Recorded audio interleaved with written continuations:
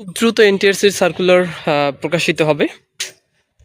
যারা নবম শিক্ষক নিয়োগ সার্কুলারে যারা অংশগ্রহণ করবেন, যারা এখানে যারা এই যারা অ্যাপ্লাই করবেন, এই সার্কুলারে যারা অ্যাপ্লাই করবেন এবং যারা শিক্ষক হওয়ার প্রস্তুতি নিচ্ছেন, যারা এখনো শিক্ষার্থী কিন্তু খুব দ্রুত যারা শিক্ষক হয়ে পরিণত হবেন, যারা হবেন জাতি গড়ার কাণ্ডারি, যারা এনটিআরসির এই নবম সার্কুলারে যারা কোয়ালিফাইড হয়ে যারা শিক্ষক হবেন, তাদের জন্য এই ভিডিওটা। একজন শিক্ষকের বেশ কিছু গুণাবলী থাকে। আমাদের উচিত যারা শিক্ষক নিয়োগ পরীক্ষায় বসবো তাদের সেই গুণাবলীগুলো নিজের মধ্যে আছে কিনা সেগুলো হোল্ড করা।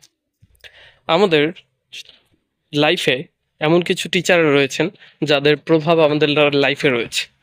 সো এটা একটা চমৎকার গুণাবলী যে আপনি নিজেকে এমন মানুষ তৈরি করবেন, আপনি নিজেকে এমন শিক্ষক হিসেবে তৈরি করবেন যে আপনার প্রভাব যেন আপনার স্টুডেন্টদের মধ্যে থাকে। আপনার স্টুডেন্টরাও একটা সময় আপনাকে স্মরণ করবে যে আমার লাইফে একজন টিচার ছিল যার প্রভাব তার লাইফে অবিস্মরণীয়। কোনো মানুষই পরিশুদ্ধ নয়, তবে মানুষের মধ্যে এমন কিছু গুণাবলী থাকে যেগুলো থাকা উচিত নয়। নিজের মধ্যে সেই গুণাবলীগুলো ফাইন্ড আউট করেন এবং সেগুলো আস্তে আস্তে নিজের মধ্যে থেকে কেটে ফেলেন, ঝেড়ে ফেলেন, সেগুলো নিজের মধ্যে থেকে রিমুভ করে ফেলেন। এমন কিছু চমৎকার গুণাবলী নিজের মধ্যে হোল্ড করেন যেগুলো আপনাকে অন্য পর্যায়ে নিয়ে যাবে, যেগুলো আপনাকে অন্য সকল মানুষ, অন্য শিক্ষকদের থেকে মানুষের চোখে আপনাকে আলাদা করবে। তেমন কিছু চমৎকার গুণাবলী নিজের মধ্যে হোল্ড করুন।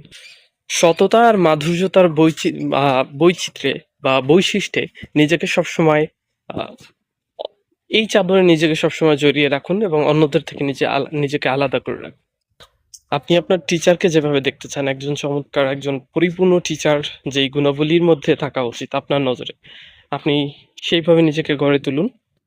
তাহলেই আস্তে আস্তে পূর্ণতা আসবে এবং আপনার শিক্ষকতা লাইফ, আপনার এই পেশা আপনাকে আসলে পূর্ণতার দিকে ধাবিত করবে। Thank you so much. আসসালামু আলাইকুম।